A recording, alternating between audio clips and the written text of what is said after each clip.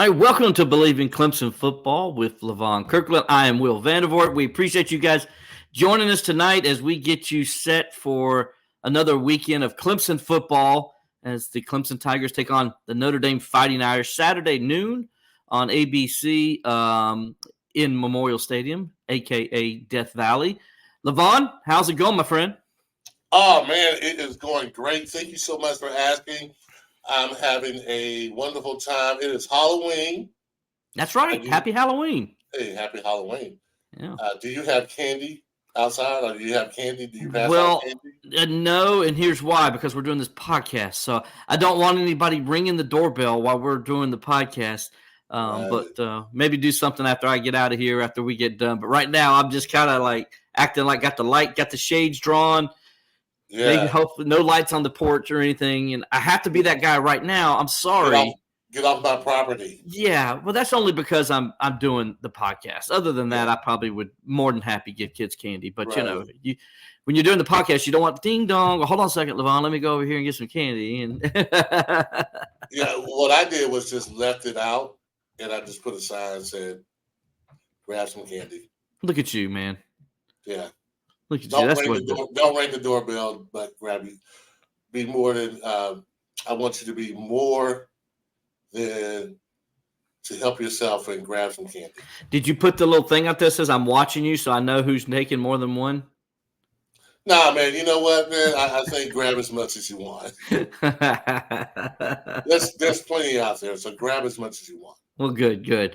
Well, hey, I hope all you out there enjoying your Halloween and trick-or-treating, if you will. If I know a lot of you are out there with your kids and stuff. And so if you go out there, have fun, but be safe at the same time. Everybody also be respectful. Halloween can be a fun time if everybody just, treats it the way everybody needs to be treated. So go out there, have fun, be respectful and all that. We also want to say thank you to our sponsors here before we get going, and just let you guys know who those guys are. We're sponsored by the Clemson Insider, the most complete coverage of Clemson athletics and recruiting. We appreciate them every week because they allow us to use their platform here. If you're watching us on YouTube or on Facebook, and so we appreciate Robert and the whole gang over there as they allow us to do this each and every week. We also want to say thanks to Tippetback Sports Grill, the place to watch all your college football action this season. Tippetback Sports Grill is located at 215 Pelham Road in Greenville, South Carolina. And, of course, our main sponsors we want to thank, and that's the good folks at betonline.ag. If it's the last of the major pro sports seasons have now kicked off, and that's with the NBA season. So you can go to BetOnline and, get all your top spot for all your NBA action this season. Also, college basketball begins next week, so you'll be able to get in on the action as that as well. We got, of course, the World Series is going on right now with the Rangers holding a 2-1 edge in that. You got NFL and college football, and the NHL is in full swing. BetOnline is your number one source for all your wagering news, odds, trends, and predictions. Get everything NBA at your fingertips with both the desktop and the mobile app and the mobile access, for every sport anytime. So head on over to BetOnline today to get in on all the action. Don't forget to use your promo code Bleav, that's BLEAV, to receive your 50% welcome bonus on your first deposit. Again, that promo code is Bleav, BLEAV, and you'll receive your 50% welcome bonus on your first deposit. That's BetOnline, where the game starts. For our folks over at Tippetback Sports Grill, like I said, they're over at 215 Pelham Road in Greenville, South Carolina. That's the place to be this football season. If it's college football you want, Tippetback Sports has all the biggest games from around the country on their many TV screens, including Clemson, South Carolina, and all the games from the ACC and the SEC. If it's the NFL you want, Tippetback Sports Grill has all your Sunday games, and they are the home for all your Pittsburgh Steelers action. So Tippetback Sports Grill is located at the Commons at Pelham, is open 7 days a week. Mondays, they got their Twisted Trivia Night, where my good friend Mark Sturgis hosts that every night. Every Monday night. They also have Monday Night Football going on at the same time. On other nights, they'll have karaoke and live music. Every Saturday is, of course, designated for college football. And on Sundays, he's designated for the NFL and the Pittsburgh Steelers, as they are the home for the Pittsburgh Steelers in the Greenville area. So go see Tim Cinco and his team at Tippetback Sports Grill, located at the Commons in Pelham. Tippetback Sports Grill is the place to be for all your college and NFL action this season. Levon, it's been a weird football season, to say the least, for the Clemson Tigers. Yes. I mean, my friend, I can't explain it.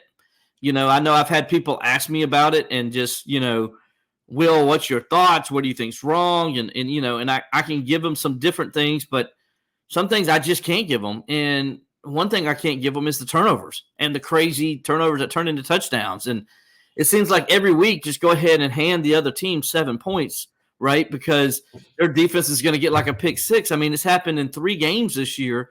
I mean, think about it. They've played 8 games, and 3 of them, the other team has taken the ball back for a touchdown 4 times this year total.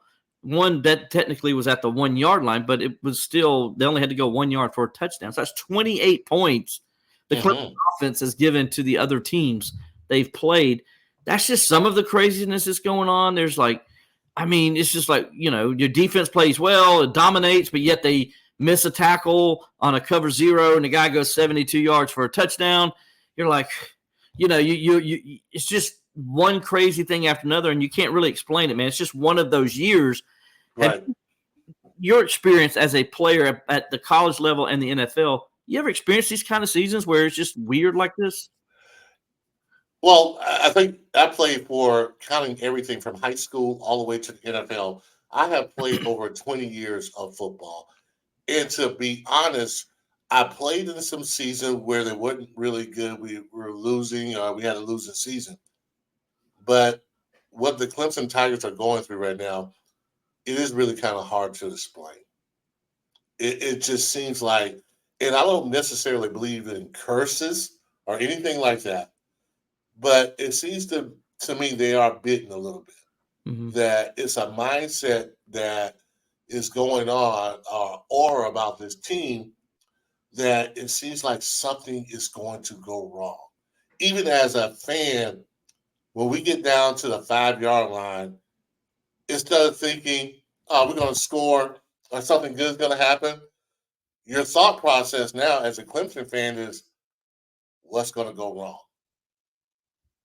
And you can believe that mindset is into the players' head as well, the coaching staff, because it's continually happening all the time where Clemson finds himself in a predicament and you're like, hey, this is happening every game. And sometimes that can carry over, and you have to be careful. And you have to make sure that at some point in time, you find a way to win games, because winning can solve this. They beat Notre Dame. It's gonna be back to, okay, that belief system that we can get it done. Right now, it's a little shaky, and it puts guys on edge, and everybody is trying hard. So yeah, I've been in seasons like this where things don't really seem to go right for you, and it's hard because some guys are gonna be like, "Oh man, here we go again." Some guys are trying to be positive and say, "Hey, let's go," but it's difficult. It's difficult when it happens to you over and over and over again. Yeah, and when you, it's funny you mentioned about how maybe this Notre Dame game gets them going, because this was the very game where it all began. Because this is, I don't know if you remember. I know you probably do. I was there because you were there. Yes. As was I. We were both there. Yes. Well, you remember first quarter they block a punt, return it for a touchdown. Right. Then they get an interception and return it to the 1-yard line and score on the next play. That's 14 points right there. Then later in the game, they get a pick six and take it into the end zone. There's the 21 points. The final score ended up being 35-14, but I mean, Clemson's defense only gave up 14 points. Now, they didn't play well stopping the run. They struggled stopping the run in that game. Physically, they were manhandled in that game too. But the point being is that's where all this craziness began, and it came out against a Notre Dame team who, like Clemson right now, was struggling. They were 5-3 at this point last year. They were trying to figure out what they were and who they were going to be. They had a quarterback that they just weren't confident in at that point in time. Probably Clemson's in a little bit better situation with Klubnik. than they were at this time last year. Mm-hmm. And they leaned on a running game and a good defense and just tried to find a way to win games is what they were doing last year. Does that sound very familiar to you? I mean, Oh, yeah. it sounds just like this Clemson team. It is. Really, I think that when you're the team that's struggling, you have to understand that the law of momentum, which I truly believe in, is really not on your side. What I mean by that is that going into the game, the referees are not going to give you the breaks. Everything is going against you. And you have to, as a team, take that momentum back because it's not going to be given to you at all. The breaks are not going to go for you. You have to understand that going in. That Notre Dame is a favorite in this game, and that for the most part, things are going to probably be going their way. So what you have to do as a team is you have to take that momentum back. You have to earn that win. Mm-hmm. And that's where they're at right now. Are we going to fold up the tent or are we going to fight like crazy to get this win? And for Clemson, this has got to be a fight for you. It has got to be, they're going to have to kill us to beat us kind of football game because you're desperate for a win. You are. You're desperate for a win. I don't know what the standards are for other programs, but for the Clemson program in the last few years, losing 2 games in a row hasn't happened to you since 2011. Losing 4 games hasn't happened since God knows when. So the standards that Clemson has set is tough right now because you're always looked upon as a great team that performs when it's time to perform. You haven't been there. The breaks have gone against you. You have to earn those things back. So they got to go in this game ready to fight for everything they got in order to put this season kind of back on track again. Yeah, you said it best there that Clemson has not, the big games, they haven't played well. I mean, let's be honest, they're 0 for 4 in big games right now this year. They lost the Duke game, which was a season opener. It was obviously a big game. They lose the Florida State game. That was a huge game. The last 2 weeks have been big games because of what you're trying to accomplish. They felt like a couple weeks ago they were still in the ACC race when they went to Miami, lost that game. Then last week, you're playing to just, have a good season and not fall too far behind, and you lose that game. So they're 0 for 4 in big games this year, and that's a disturbing trend. And then you go back to last year, they lost the Notre Dame game, they lost the South Carolina game, they lost the Tennessee game. So that's 7 games against Power 5 opponents that they've lost in the last 2 years. And since the Notre Dame game last year, that's a disturbing trend that Clemson's played these big games. Now, the only big game they won during that time is they beat North Carolina in the ACC championship game. But they're 1-7 since last year's Notre Dame game in what you would call a big game. Yeah, I mean, yeah, it's crazy. And the thing about losing, man, it can unfortunately be addictive. You can start, your mindset can really start going there. You start asking the questions. You stop trusting as much, and it's tough to get that momentum back. It really is, especially when you're hearing things in your ear all the time, especially in this day and age, when everybody got a microphone, everybody has a camera, and everybody have a point of view that not only that they can keep to themselves, but they can tell everybody how they feel. So you're hearing all this noise, and it can put you in a bad way as a team. And you can stop trusting each other. And I think that's what Clemson's kind of going through right now. Because if you look at the games, it's crazy because Clemson probably outgains all of those opponents you're talking about.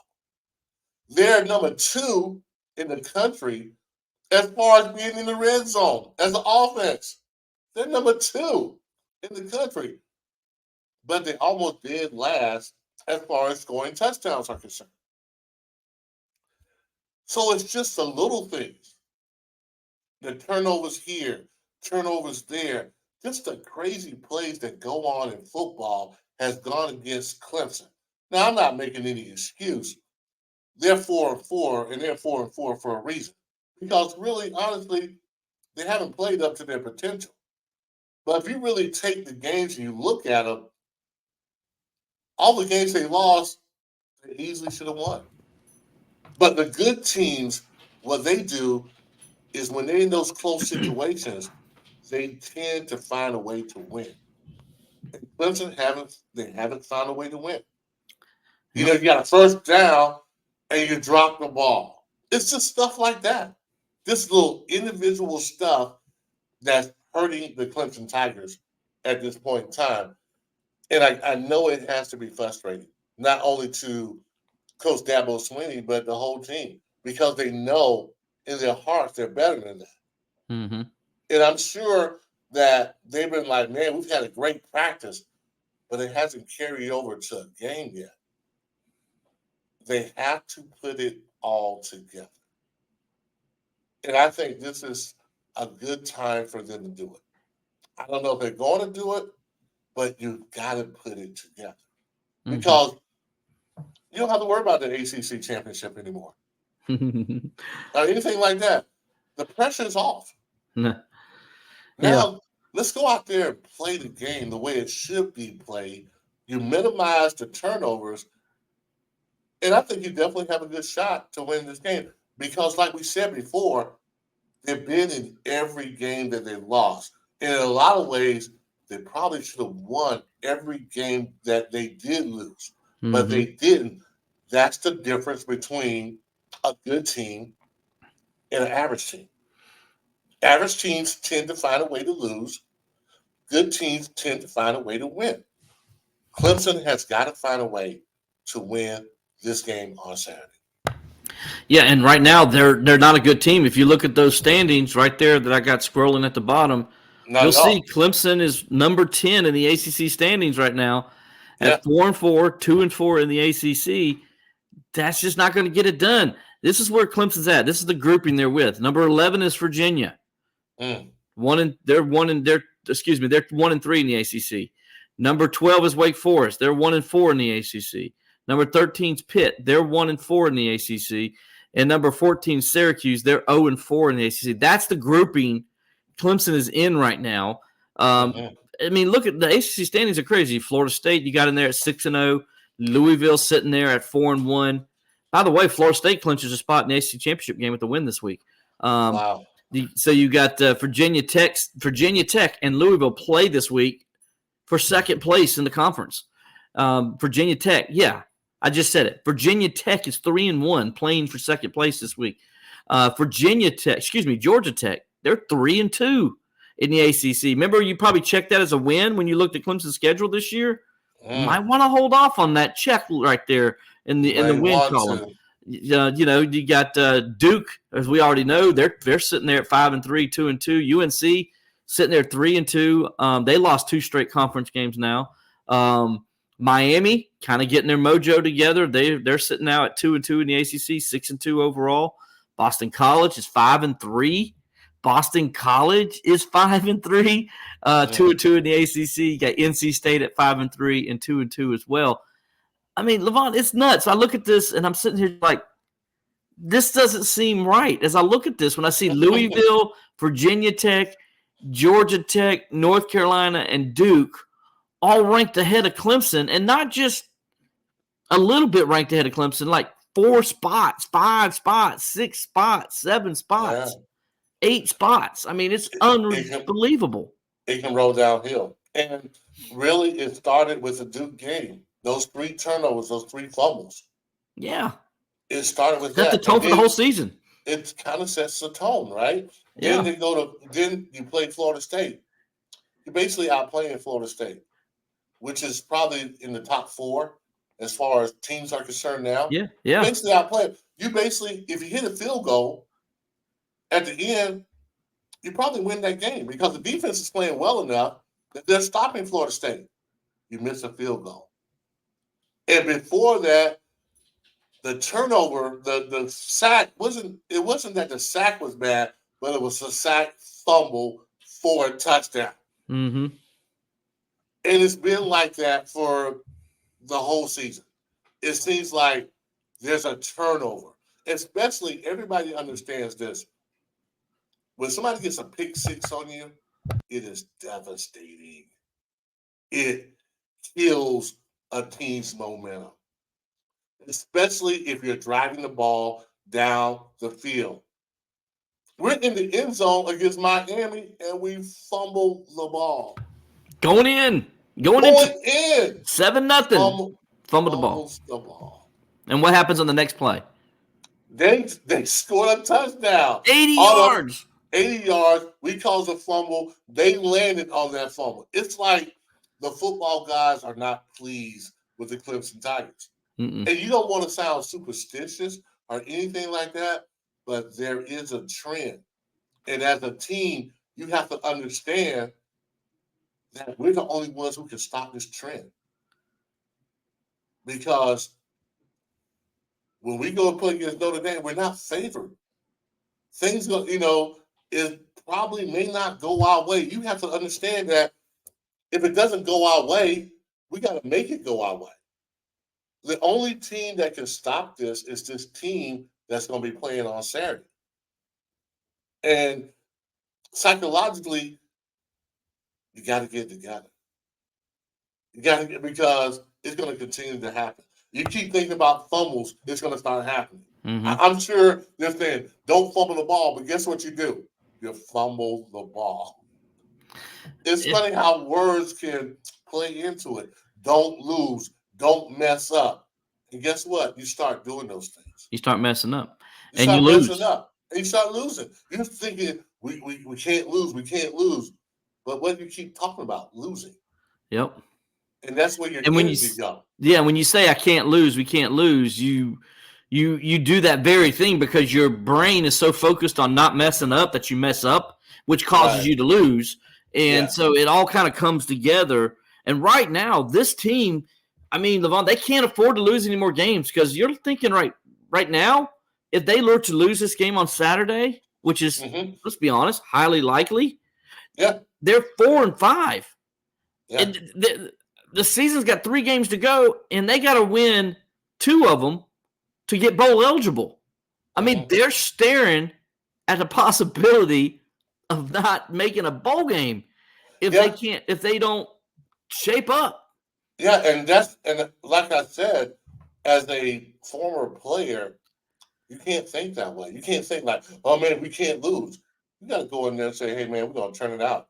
We're gonna win. We're gonna find a way to get it done. And that's why I say you're gonna have to kill us to beat us. That's not your mentality has got to switch. You can't even put the word lose out there in the atmosphere. You can't. And this is where this team is, where they can't afford to think anything negative. They can't say turnovers. They can't say hold on to the ball. We can't fumble the ball. They can't do any of that. You got to go out there and play the game the way it's meant to be played and play to win and get those results. Because right now, they're a little shaken right now as a team. Yeah, and Rob Bass says they may win one game that's left. Rob, I agree with you. Maybe they can, but what's that one game? Because I'm going to be honest with you, they could lose every single game left too. Because like I just mentioned, Georgia Tech, which you thought was an automatic win when the season started, they went to Chapel Hill last week, and they rolled up 242 rushing yards. Hold on. In the fourth quarter. Mm-hmm. They had 11 carries for 242 yards in the fourth quarter and beat North Carolina. Now, I don't think they could beat Clemson with 242 rushing yards, but it's not a give me that Clemson's going to win that game either. And so I'm looking at the schedule, and I see Notre Dame this week, Georgia Tech, and then North Carolina, all 3 at home, and then South Carolina. I just don't know if they can – I mean, Yeah, can they win all 4 of those games? Absolutely. Totally think they can win all 4 of those games. But at the same time, they could definitely lose all 4 of these games. And I'm thinking to myself, are you kidding me that there's a possibility this Clemson team could be 4-8 or 5-7 with that talent that they have on the field? It's just mind-blowing to think that, because this is a team that was considered one of the best teams in the country coming into the year. They were considered an ACC championship contender. They were favored to win the ACC, and they're falling flat on their face like this. And they've had a couple serious injuries here and there, but nothing major. I mean, they lost, obviously, Walker Parks, the right starting guard. That was a huge blow early in the year. But other than that, there hasn't been like that major star player that they've lost to an injury or anything like there has been in years past, right? I mean, it's not like you're sitting there like, okay, that's probably what happened. It's just you really can't put your finger on it. Go back to how we started this conversation. Yeah. You can't put your finger on what happened. You really can't, other than turnovers. Yeah, I think turnovers is the thing that's happened to this Clemson Tiger team. For some reason, they can't hold on to the ball, especially in a very crucial situation. When you're in the red zone, you got to think touchdown. Your mentality is get in the zone. Mm-hmm. We haven't, even though we've gotten down to the zone more than most teams have. When we absolutely positively need a stop, we don't get one. You know, like you said before, we cover 0, make the tackle. We missed the tackle. Yeah, got to make that tackle. Got to make that tackle. I know a lot of people. I saw a lot of people were dogging West for that call. And last week, remember, I was calling for, hey, bring your safeties up, play cover 0, make them throw the ball in that situation and not run it. Well, this week West did that. He called a 0 blitz. It's 3rd and 2, right? And now I loved what they did. That they made Toronto Pride back off, and he gave him coverage. He gave him a cushion. So they pretty much gave up the first down if they were going to throw it and say, okay, but Pride's got to come up and make that tackle. The whole way that play is executed is, okay, we're going to give up the first down if they throw it, but we're going to make the tackle, and it's going to be just like a 5 or 6 yard gain, and then we're going to stop you the next 3 plays and get the ball back. Well, that was the plan, but Pride didn't make the tackle. Now, is that on Wes or is that on the player? I think that's on the player. He's got to make that tackle there. Yeah, because 35 is difficult to say what defense we're going to call. I understand what Wes was trying to do on that. He was trying to cause some havoc, maybe have them speed it up a little bit, maybe throw a bad pass. But, man, the worst thing that can happen is you don't make the tackle. Mm-hmm. You don't make the tackles out the gate. Goodbye, good night. And that was a big, big turnaround. As a safety, you have to make that tackle. Yeah. Look at that game. Clemson played great, but 2 plays were for 123 yards, and those 2 plays cost them the game. And you have to understand the situation. As a safety, you got to know, like, okay, it's going to come out quick. I know it's going to come out quick, so I got to anticipate making this tackle. Now, we've all missed tackles. If you play the game, you all miss tackles. Of course. But, boy, you don't want to miss those crucial tackles. Not that tackle. Not that tackle. If you got to grab him by his shoestring, hell, if you got to grab him by his face mask and get a penalty, that's better than letting him score a touchdown. Mm-hmm. And it's plays like that. You know, the pick 6 for a touchdown. It's like, wow. Like you can't turn the ball over on your side of the field like that. Your offensive lineman's got to make sure you're keeping the defensive lineman's hands down.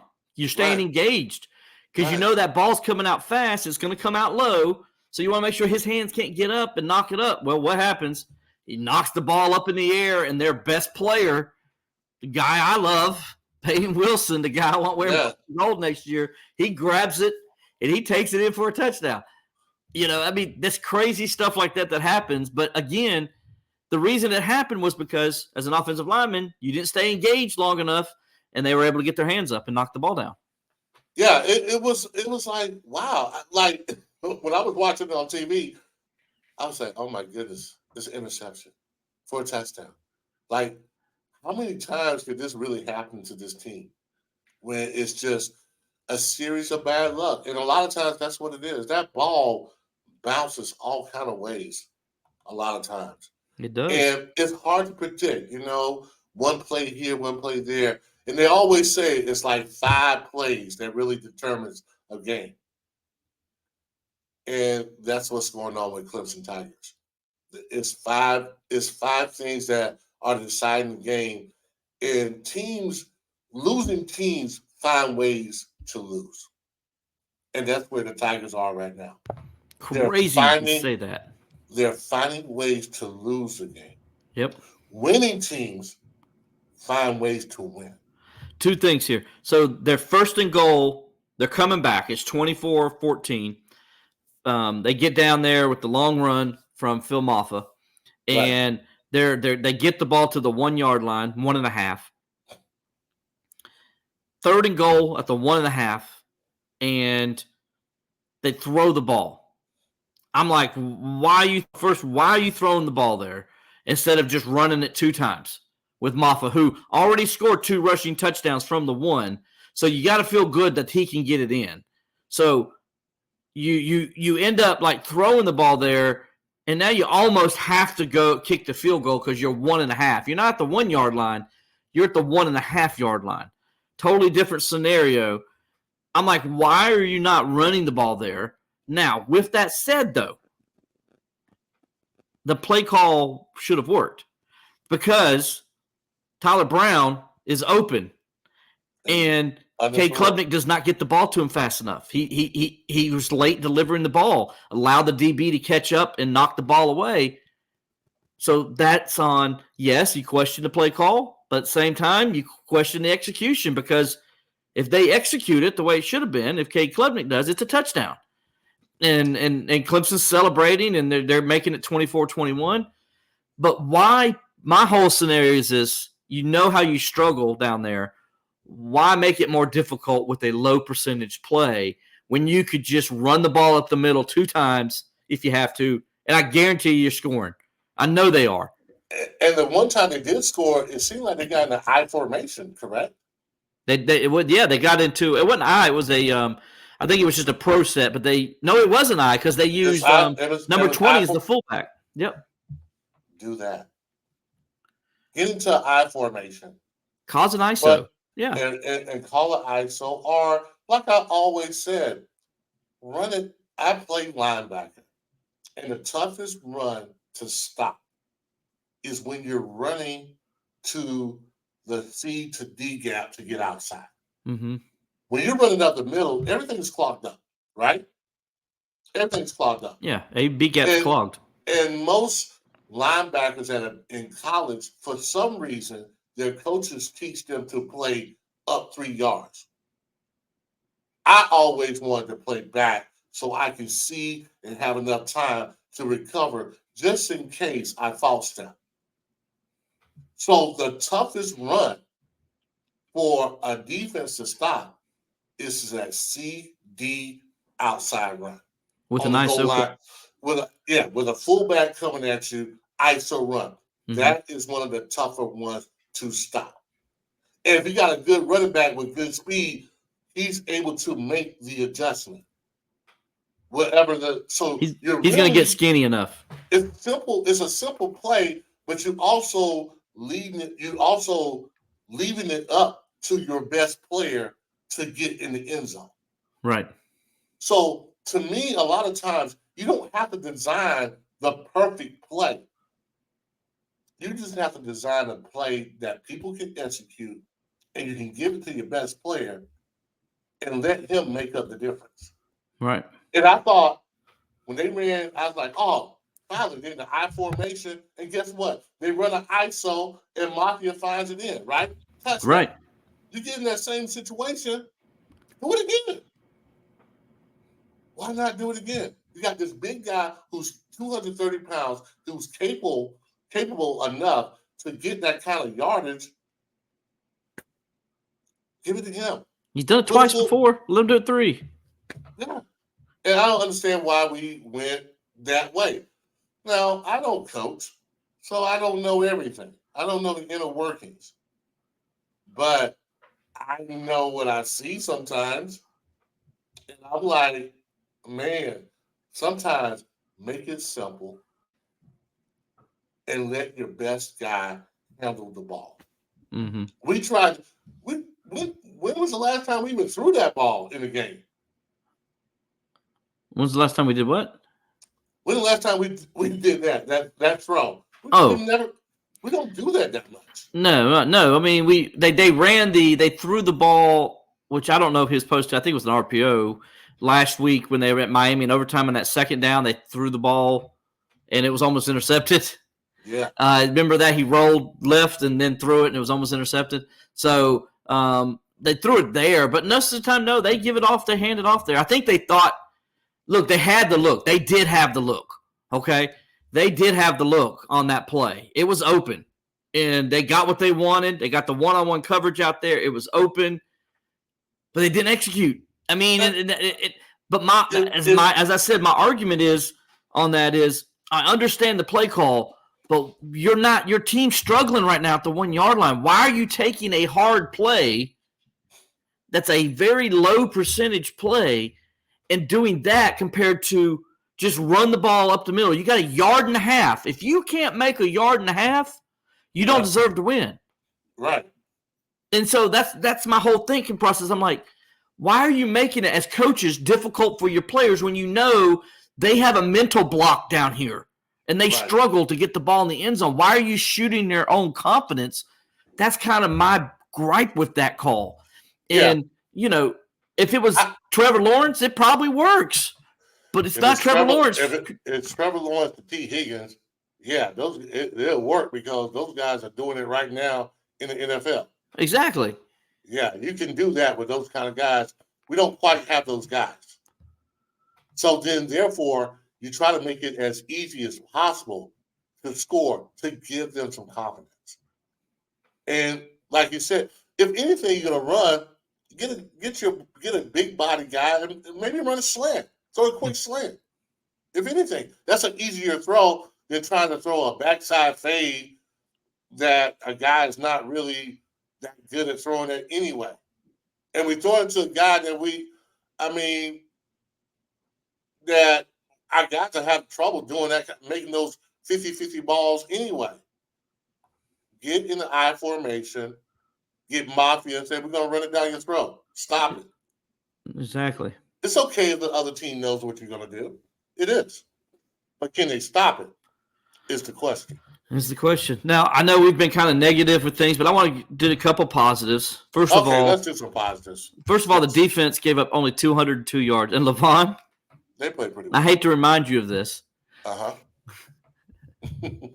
I thought of you, though, on Saturday night, my friend, when I'm doing my story. This is why I thought of you. Mm-hmm. It's the 202 yards represented the first time Clemson lost a game when giving up 200 or less yards. The last time that happened prior to Saturday night in Carter Finley Stadium in Raleigh also happened on a Saturday in Carter Finley Stadium in Raleigh. It happened in 1998 when you guys held them to 185 yards and y'all lost the game 10-3. It could have been 1998. You mean 1988? Yes, no, 1988. When you guys held them to 185 yards and y'all lost 10-3. Gordaki, remember the punt went over Gordaki's head and that set up their game-winning touchdown late in the game? Yeah. That's the last time what we saw on Saturday happened. So that was, 35 years ago. I think, Levon, you were 19 then, I Believe. Yeah. Mm-hmm. Yeah. So, that's 19. How long ago it happened. Yeah. And so it's not a lot of times, man, that's why I don't watch older games or go back and watch games. Because you realize how good you were. How sometimes you were not as good as you thought you were. Uh-huh. So, yeah, we lost to NC State that way. But I thought the defense played well. They definitely played well. They played their butts off. They only gave up 17 points. Mm-hmm. That was on them. Yeah. And that's good enough to win the game. That should be good, more than good enough to win the game. You hold a team to 202 yards. We talked about the missed tackle earlier. That happened. We talked about the 51-yard reverse. That happened. But they played. What they had 7 3-and-outs. Yeah, and the first touchdown that they got, I thought it was a really good play by NC State. It was a nice reverse, good call. Yes, absolutely. Yeah. It's a nice play by NC State, and so sometimes you give up one. Sometimes you got to tip the hat to the other team. Mm-hmm. But other than that, I thought they played well enough to win. Mm-hmm. They did. Yeah, they did, as they have most of the year. Yeah, it's one of those things as a defense. You can't get frustrated with the offense. You got to keep going. You got to keep playing hard because you never know. Hey, man, let's turn the ball over ourselves and get a score. And we haven't really done that a whole lot lately, where our defense is turning the ball over, scoring as well. Right. So but I thought defense played positive. In a lot of ways, our offense is not terrible. No, they moved the football fine. They move the ball well. We just can't really get in the end zone. And in football, that's an issue. That's the name of the game. You got to score points. You got to score touchdowns. You got to. And we're not. We haven't. Like when Mafia was, he broke away. I knew he was going to get caught, but I was like, man, if he could just run this in, it would be so big for us. And that's what we had in years past. Mm-hmm. Where we get a big run like that, we're going to get stopped. We're going all the way in. And you know what? That helps you from not having to drive the ball all the way to the red zone. Because it's tougher to get in from the red zone. That's the one thing that a lot of times people don't understand. Although we're second in getting to the red zone, so what? We're not scoring. No. That's the problem. 120th scoring. Yeah. Yeah, we're not getting points. So we got to find ways to get points, not only by driving the ball all the way down. We got to find ways to get quick touchdowns. And I'm not quite sure. And that's what's so crazy also, because Clemson is one of the best teams in the country in big plays. Yeah. Like Clemson is like in the top 10 in big plays, offense. Yeah. But they don't score on these big plays. It's the craziest doggone thing you've ever seen. It's like they're like number 2 in the country in first downs. Yeah. They're like in the top 10 in big plays of 20 yards or more. They're like, top 2 in red zone possessions. All these things that you want to be good at, they're at. But when it comes to getting in the doggone end zone, they can't do it. So it's like they do all these other things well except score. Yeah. And it's frustrating, and it's crazy. I mean, their statistics will tell you how crazy things can be sometimes. Mm-hmm. And I always say statistics tell a certain story one way, and they tell a certain story another way. With Clemson's 2023 season, those numbers I just threw out there tell the story about how crazy this season has been.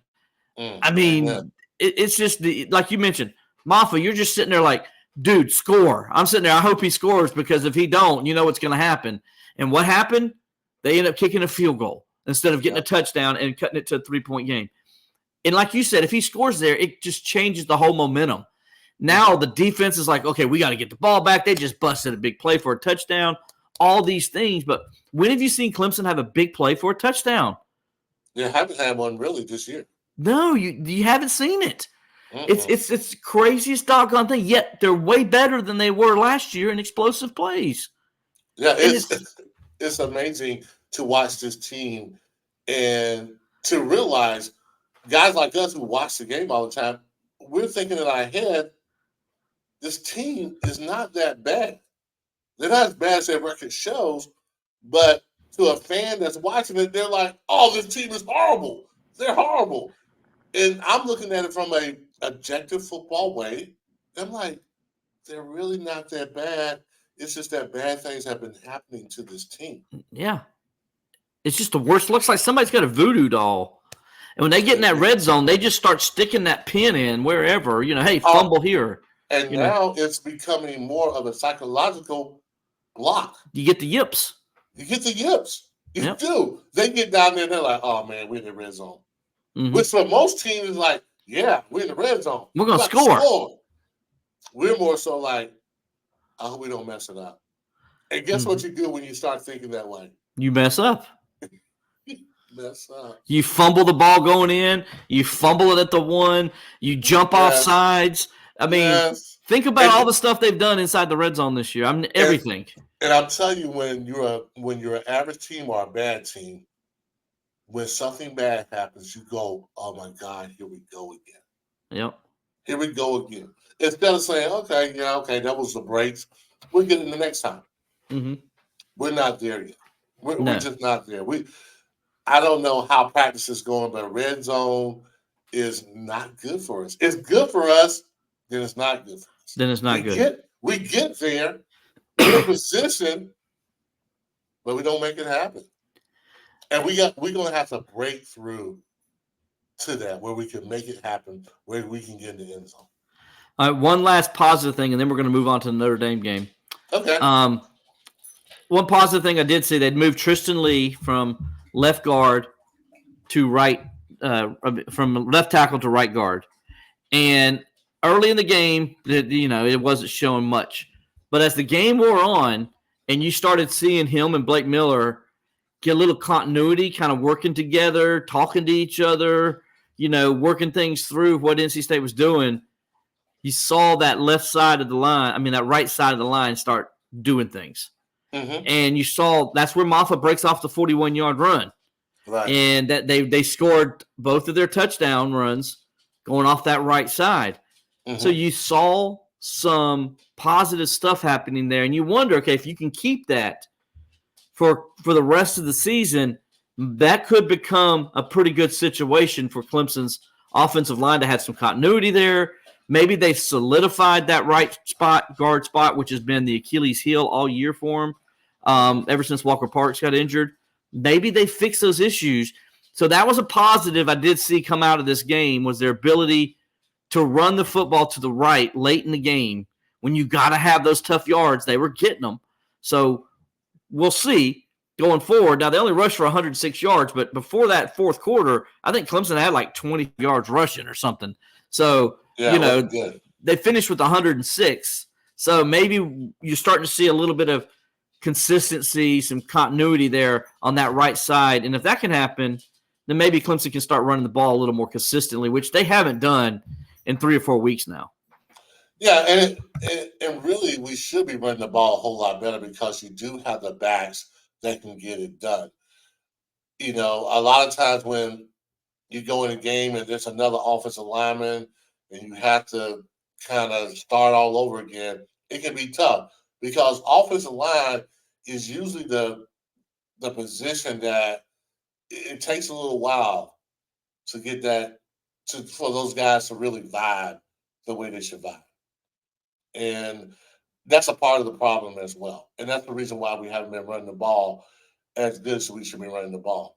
So, hopefully you do get that straightened out and you can rely on that right side to run the ball, get some things happening. But also, too, I saw one play where we're continually letting the corner blitz get us every time. And it was one play where we kind of slid protect, not slid, I don't think it was slide protection, but we were rolling out to the right. And we just let the guy from the left side with no protection just come wide open. Yeah, so what happened was, I think that was on Klubnik. Yeah. Because, as you said, the protection was all sliding right. And Klubnik, I think, has got to make that read because he sends his running back out. So he sends his running back out of the play, which means he's back there all by himself. Right. And he's got to read what that corner is doing there. Now, first of all, let's give credit to NC State. Great call at the moment to bring the fire blitz right there. But Klubnik's it's up to him to make that pickup, to pick up that guy. And when he sees it, of course he didn't, then he could throw back to that blitz side because the receiver's going to be open. Yeah, but it reminds me of that. I remember South Carolina used to run the run and shoot. Remember the run and shoot that they used to run? They ran that play against us. They ran that play against us one time. Mm-hmm. And they kind of rolled out to the left. And Jency Hatcher was humming from that side. And Todd Is that Ellis, the famous? Yeah. and Todd Ellis got whacked. Yeah. And I'm like, man, you really putting that quarterback in a bad position. He got to get rid of that ball really quick if that happens. And like I said, that's just kind of how it's been going for the Clemson Tigers this year. Just Mm-hmm. bad play after bad play after bad play. It's been the Yeah. story of the season. You hope they can end those bad plays this week as they play Notre Dame. Number 12, Notre Dame comes to Clemson. Mm-hmm. Notre Dame and Clemson will be meeting for the 8th time on Saturday, with the Tigers holding a slight 4-3 advantage in the series. The series resumed in 2015 as part of Notre Dame's Atlantic Coast Conference scheduling agreement. The Irish are 2-1 in regular season meetings against Clemson since 2015, but the Tigers are 2-0 in, I guess you would call it, playoff or ACC championship meetings. Clemson won the 2018 college football playoff semifinal at the Cotton Bowl, and then won the 2020 ACC championship game when Notre Dame competed as a member of the ACC during the COVID-19 season. So Notre Dame is looking for its first victory at Clemson in its third visit to Memorial Stadium. The Irish won the initial trip to Clemson 21-17 in 1977. Of course, they were quarterbacked by no other than NFL Hall of Famer, four-time Super Bowl champion Joe Montana, en route to that national championship that year. Clemson was up 17-7 in that game. That was one of the greatest games in Death Valley history, and Joe Montana does what Joe Montana would go on to always do, and that's find a way to lead his team to victory when it looked like they should have lost. Right. But, of course, we all remember the 2015 game, Levon, which is the bring your own guts game, and Clemson hosted number 6 Notre Dame that year.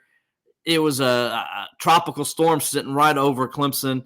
I mean, it was pouring down rain, but there was 83,000 people in that building, and they were just on top of Notre Dame from the beginning. Clemson jumps out to a 24-7 lead, or 24-3 lead, and then hangs on for the 24-22 win with Ben Boulware and those guys making the tackle at the end right on the 2-point conversion. What a great game, great memory. Clemson won that game. So Clemson has a 4-3 advantage in the series all time. And, so Clemson, like I said, leads the series 4-3 all time. They're 1-1 in Death Valley. The Tigers are 1-2 in South Bend, and they are 2-0 in neutral site games. ABC will be broadcasting the game. Sean McDonough, Greg McElroy, Molly McGrath will be on the call for ABC. Levon, this game is, first of all, I wanted to go ahead and give some injury reports real fast. Okay. Big news, my friend, came out yesterday. Notre Dame tight end Mitchell Evans, their freshman star tight end, who is Pro Football Focus calls him the third best tight end in all of college football. He tore his ACL last week against Pittsburgh. He is out for the season. He leads the Irish with 29 catches, also leads the Irish with 422 yards and a touchdown. So he's their top receiver. He's Sam Hartman's third down go-to guy. So this is a big deal in this game, losing their top third down receiver here with the talented tight end in Mitchell Evans. Clemson, though, they got some banged-up bodies, too. Running back Will Shipley is day-to-day, according to Dabo Swinney, with the concussion. Shipley's rushed for 515 yards right now, 4.6 yards per carry, 3 touchdowns. He also has 20 catches for 120 yards and 2 more touchdowns. Defensive end Justin Maskell is day-to-day with a knee injury. Peter Woods is day-to-day. Defensive tackle Peter Woods is day-to-day with a foot injury. And cornerback Jaden Lucas is day-to-day with a hip injury. He didn't play last week. He probably would have been on that play where the missed tackle happened. And, you wonder, does he make that tackle? I'm not trying to blame anybody for anything, but you wonder if Jaden Lucas is healthy, he makes that tackle, kind of goes toward everything we've been saying. But, Levon, this is a game where, we talked about it earlier. Clemson has to win. They really do. I mean, there's no, they can't be in a self-help situation. Yeah, they got to win. Well, because Notre Dame's a solid team. And Notre Dame's been playing pretty well throughout the whole season. And you can't have the turnovers and the mishaps that Clemson has and expect to win against a team like that. If you do that, you're probably going to get blown out the stadium. I mean, that's what you're facing. So, by saying that, that means you got to come out and you got to play better than you've ever played before, with more intensity, more fire, more energy than you've ever played, because this is the kind of team that they're not going to beat themselves at all. They got an experienced quarterback who's been in Death Valley before. He understands what it is, and he's not gonna be intimidated. Not one bit. He's been playing for 10 years, but but he's not gonna be intimidated. So you have to play well. And not only play well, but you have to play sound. And again, we can't have turnovers. If you do that, you have an opportunity to win the game, I really Bleav. No, I agree with you. When you mentioned Sam Hartman is a guy that he's played here before. He knows what it's going to be like playing in Death Valley. Now, he hasn't fared well at Clemson. He's fared well at Wake Forest. He hasn't fared as well at Clemson. This game, as I look at it, and I'm looking at, okay, since we're talking about Sam Hartman and that defense, they got Tyree out there at wide receiver. He was the running back, the real quick guy. They moved him out to wide out. And they had Evans that they really counted on as a big tight end. The other tight end they used mostly is a blocking guy. He's not a threat for you in the passing game as much. Now, they're going to try to use him this week because they got no choice. But he's more of that guy they like to keep in the block. Because why? Because they got a great running game. I mean, they got one of the best running backs with Estime, number 7. Well, they also use Greg Payne. He also used Price. They bring Ford in. They bring Love in. They will keep rolling these running backs in. They like to just pound them in the A and the B gaps. And then they'll freaking throw them out there with screen passes, and they'll screen you to death. So to me, though, when I look at this game, the key is Clemson A's got to stop the run, which they didn't do last year. They give up 263 yards rushing. Notre Dame just had their way with them. They got to stop the run. And then when they do get Notre Dame in third and long situations, which is key, they got to get them. So second down is going to be a big down in this game. So they got to get him in third and long situations, and if they do, they got to pressure the middle. They got to get him, Sam Hartman, off his spot. Now, here's what Notre Dame likes to do to counter that. They like to roll him out. And so maybe if they're doing that, you're going to have to bring some blitzes off the edges, right? Maybe Xavier Thomas has got to come up big in this game. He's going to go up against a all-pro left tackle. So I love the matchups in this game because there's going to be a lot of chess pieces moving, and I think it's going to be fun to watch, personally, when Clemson's defense is playing against this offense. Yeah, I think our defensive line has to do a better job as far as penetrating the line of scrimmage. I think you can't just hold place when you're playing against a team like Notre Dame and trying to find the running back. No, you got to make sure that you're beating your man across from you. You got to beat him on the line of scrimmage. And I know that sounds kind of like cliche, but it's very true. You have got to penetrate and play on their side of the ball. That's the only way you can get a big running back like, what's his name? I'm sorry. Estime. That's the only way you can get a guy like him to kind of stop and start. That's what you want. You don't want him going downhill, because if he can get a clear path going downhill, he is trouble. Yep. So it is crucial for your 1 technique and your 3 technique to get penetration, to make him go east and west. You got to get him off his game. I think if you can get them off that running game, you have an opportunity to stop Notre Dame. But you can't be there playing dancing bears with their big offensive line. You can't be in a standstill with them, because if you are in a standstill with them, it's not going to fare well with you, especially in the third and fourth quarter. That's where they weigh you down, and that's where they want to get to you. When we watched the Louisville game, Louisville was able to get pressure, get him off his spot. First of all, they did a good job shutting down the run. Yes. They got him off the spot, and they forced him to do things he wasn't comfortable doing. What does he do? He throws 3 interceptions, and he has 1 fumble. Hartman turned the ball over 4 times. Clemson's kind of got to do that, and I think they got to do it early, because I think they got to force turnovers for Clemson to win this game. Clemson the last 3 weeks, Levon, 1 forced turnover. Mm-hmm. They got to turn the football over. They got to turn the worm, if you will, and put the pressure on the other team's defense for a change, where Clemson is getting a pick six for a touchdown or getting a scoop and score for a touchdown, or they're setting their offense up inside the 15-yard line instead of the way it's been all season for Clemson. And I think it starts with the defense. If you bring pressure, Sam Hartman has shown he will turn the football over if you can get to him. And I think that's going to be the key to this game. I remember a couple years ago when Wake Forest came up here, and, man, Clemson was getting in his face. And when you get in his face, he throws off his back foot. His technique is not good. And he forces things. I remember there was a game, I guess it was Louisville last year, where he threw 6 interceptions against Louisville. Mm-hmm. I mean, he tends to get rattled. And when he gets rattled, he can't stop. And that's what they got to do. Yeah, and you just got to pour it on.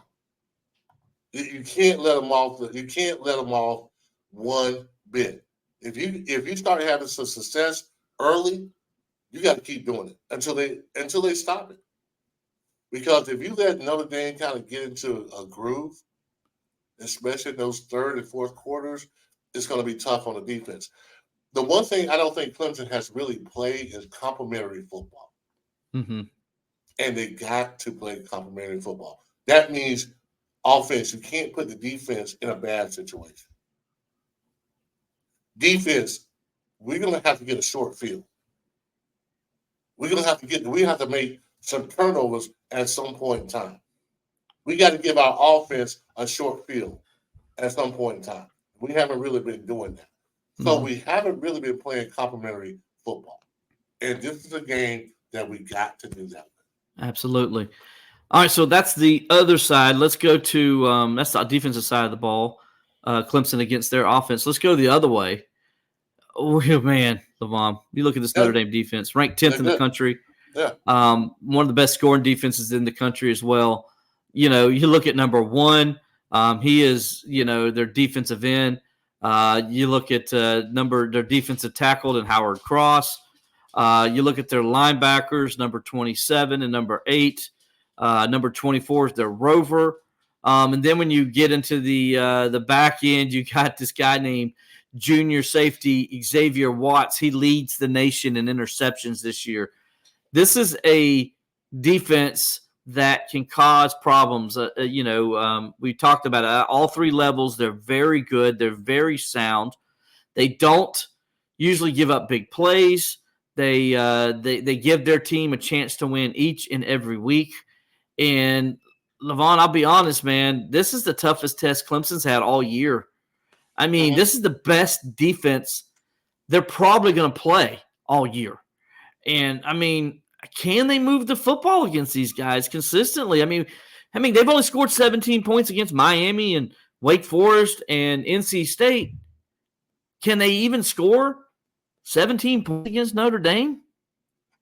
Well, everything that we've seen so far says no, they really can't do it. But I think as far as Clemson offense is concerned, you got to give them eye candy like crazy. Play action passes, things that they have not seen from Clemson.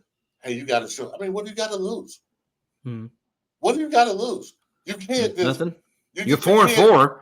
You can't just run vanilla stuff against Notre Dame because it's not happening. Now Notre Dame's got a lot to lose. Yeah, or you can't be like, okay, 3rd and 16, we're gonna throw it long. You have got to do things that they're not expecting to happen. You gotta trick their eyes, because if you don't, you're gonna be in trouble. So Clemson has to show something way different, or a little different, or dress it up a little bit more than what they've done. They have to make sure that, hey, let's try to get on the edges. Let's make sure that we got maybe a double tight end set, and we run the sweep, the good old fashioned sweep. Or we try to run outside, or we do something reverse wise, something to get Notre Dame, off their reads.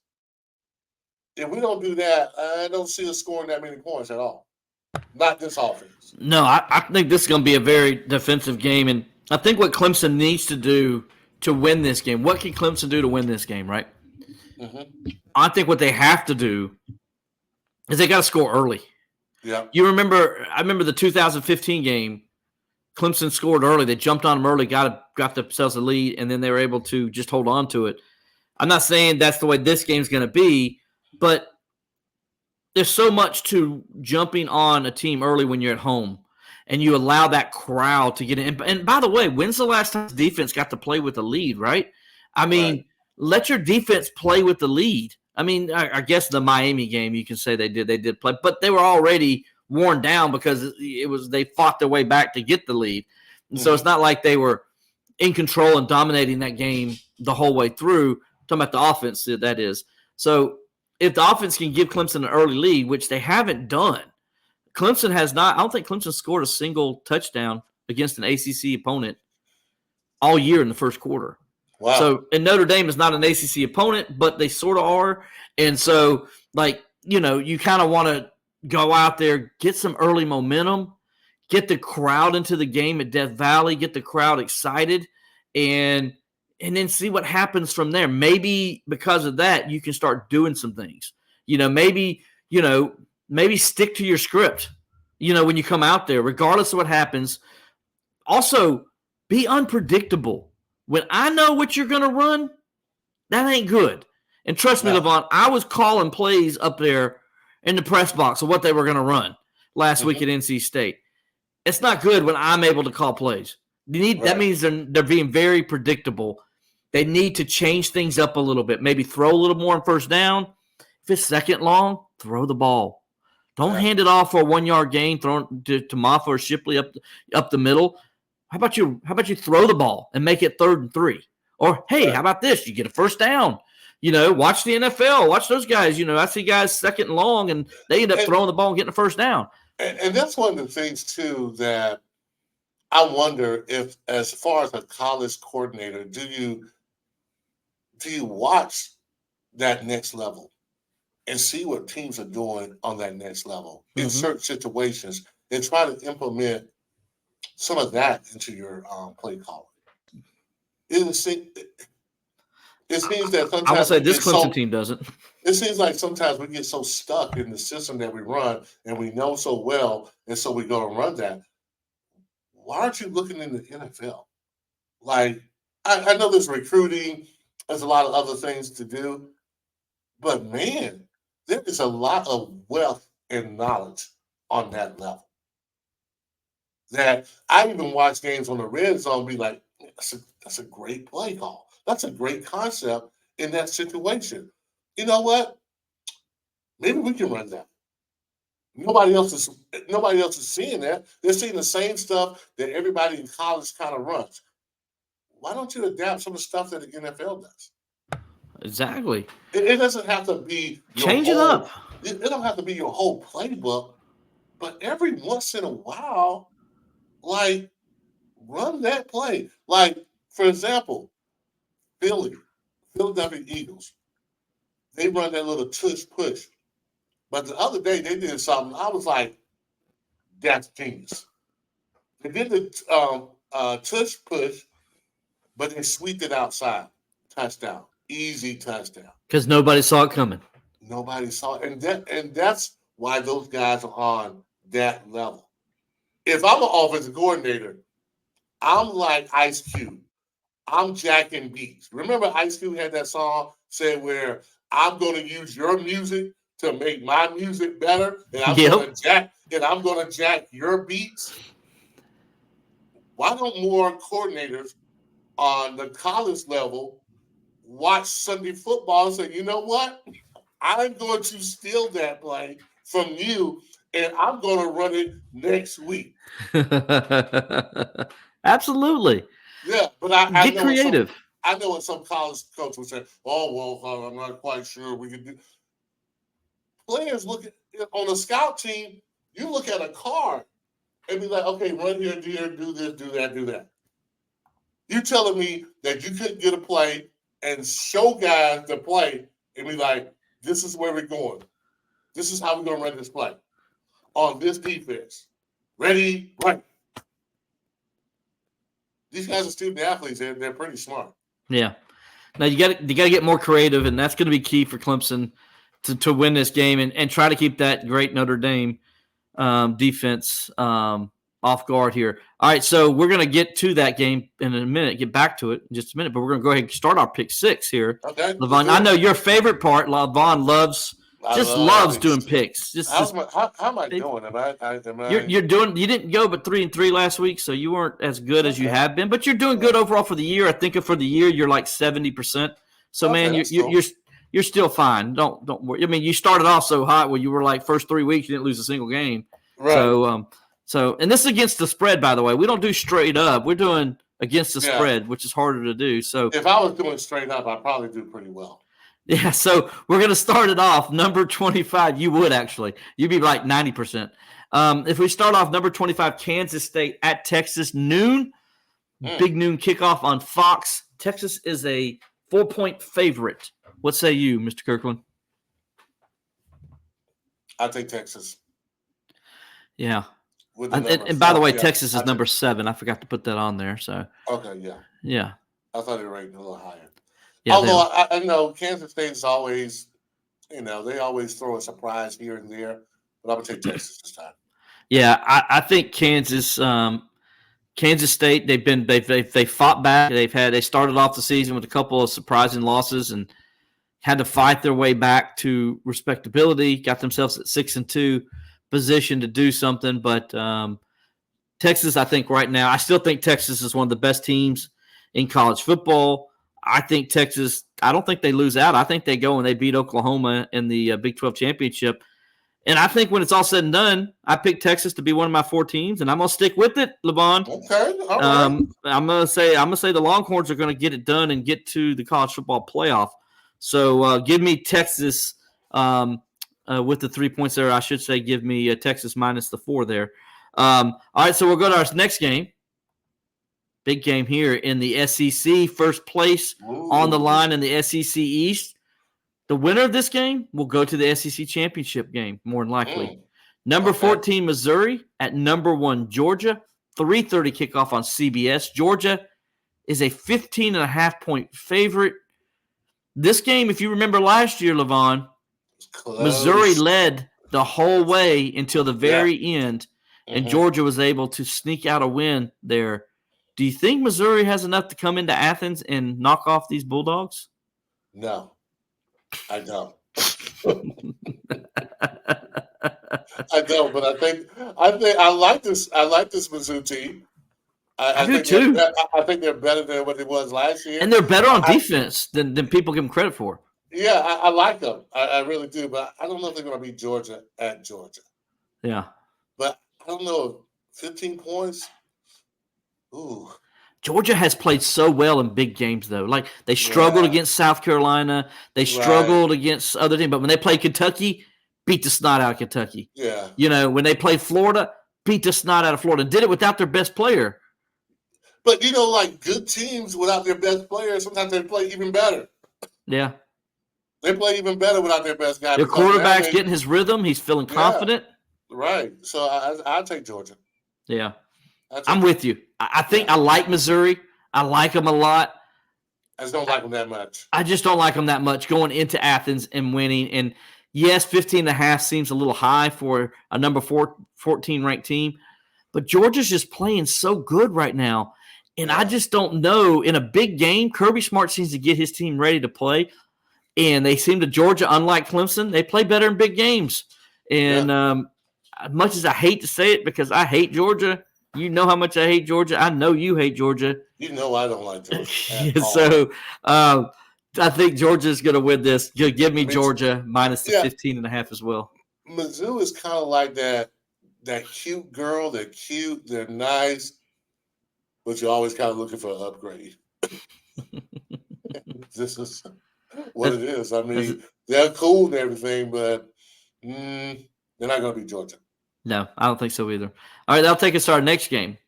Last week, Coach V suffered his first loss of the season. Him and his Oklahoma Sooners got upset by Kansas in a great game, but they just couldn't hold Kansas there at the end. Kansas got the win 38-33. They had a chance to win it, threw the ball in the end zone, got tipped away, and Kansas celebrated and took the goalpost straight out of the stadium. Their fans did. But now they're trying to bounce back. Still number 10 in the country, so you're still right there. You're hanging on.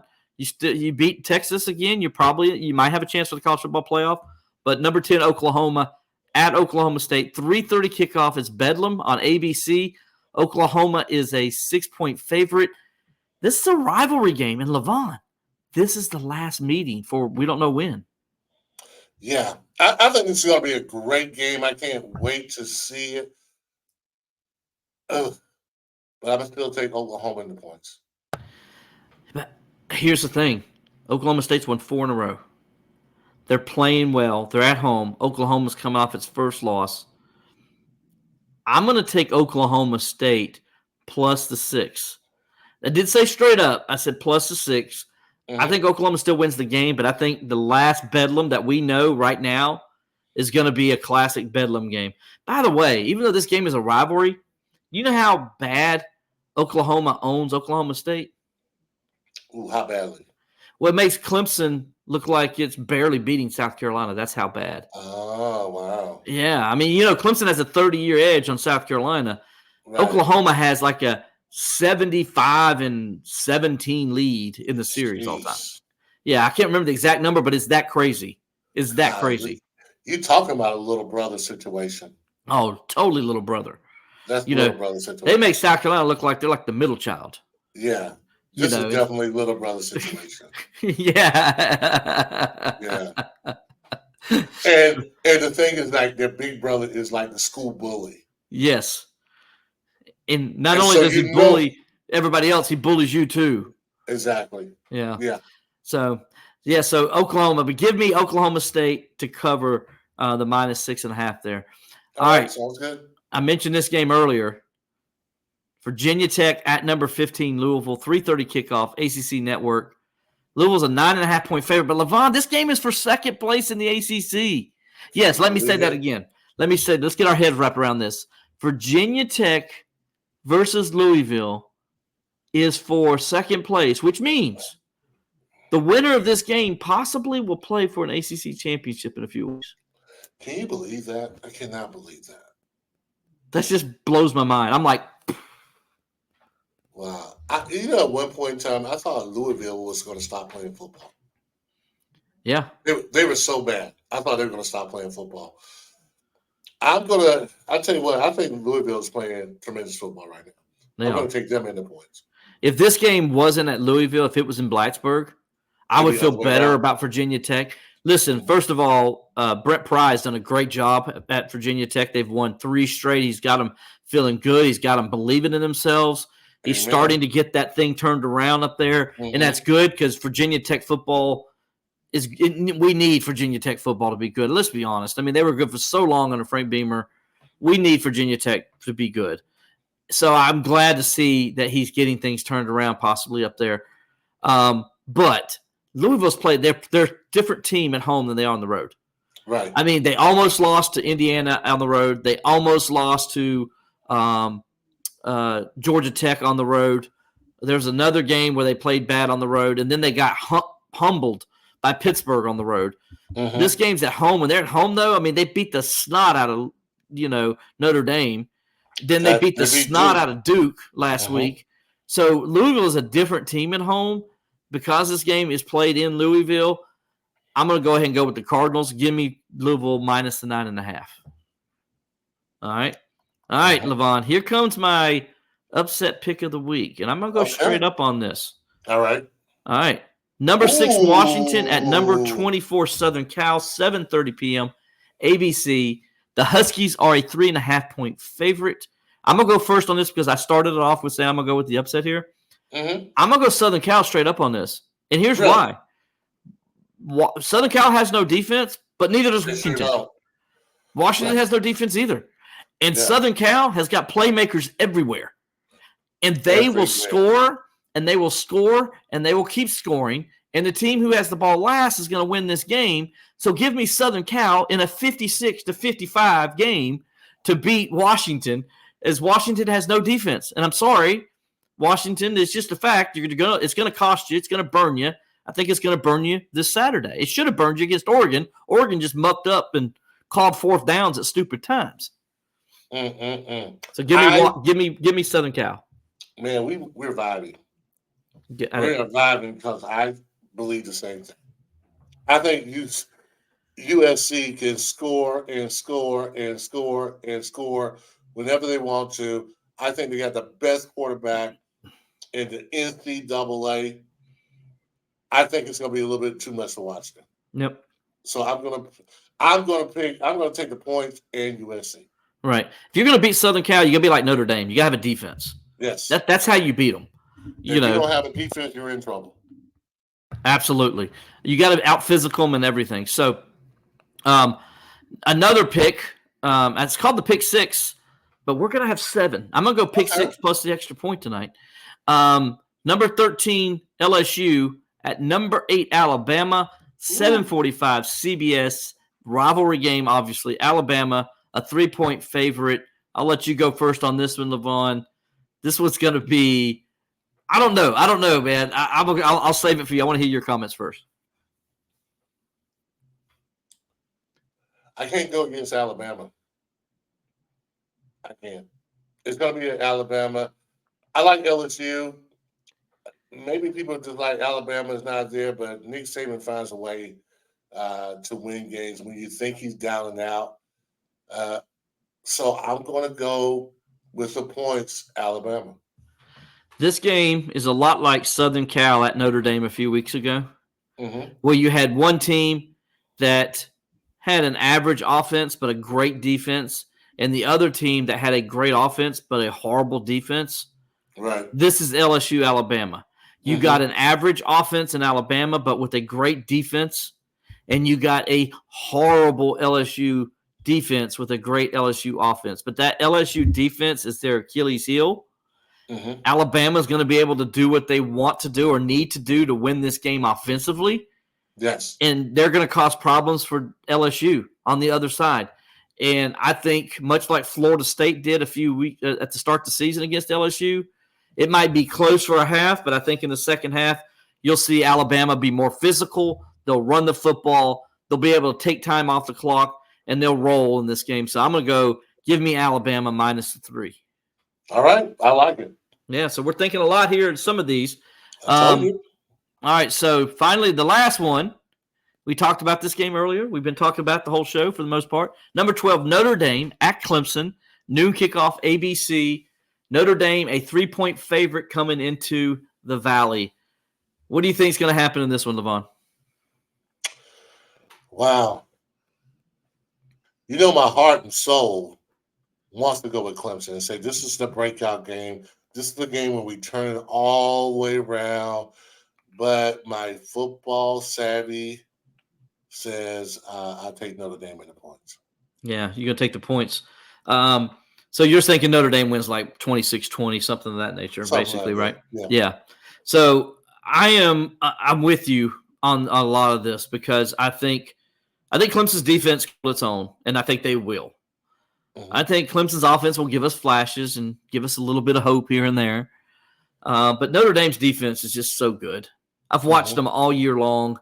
They haven't lost a game yet for their team. Right. You know, the 2 losses they have was on their offense. You know, and they turned the ball over against Louisville, and you know that obviously kills any defense when you do that. And then they lost a heartbreaker against Ohio State. Defense did its job for the most part in that game. It should have won. You held Ohio State to 16 points. You should win the game. Yeah. You know, so I think Clemson will come in. Clemson will feed off the crowd. Clemson's going to play well, I think. But in the end, I think Notre Dame wins the game. However, I'm not going to take the points because I think it's going to be a push. So I'm telling people out there, go ahead and take the under. The under is the over and under is 46 points is your total. I say take the under there because I think Notre Dame's going to win this game 20-17 is going to be my score. So it's going to be a low scoring defensive kind of game. Go ahead and give Notre Dame 7 points now. They've already got a 7-0 lead. It's a pick 6. Yeah, pick 6 or scoop. Already pick 6. Yeah, something's going to happen. So But unfortunately, I just don't see the Tigers pulling this one out. But I think it's going to be a classic game in the Valley. Should be fun and entertaining, and that's really what it all boils down to in the most end. You always want a good football game, and I think this one is going to deliver that. So tell us what you think on the comments. Leave them for us, and we'll read those after a while, and maybe we'll come back in and comment with you guys. But that's going to do it for tonight. So for Levon Kirkland, I am Will Vandervort. Hope you enjoy the game on Saturday.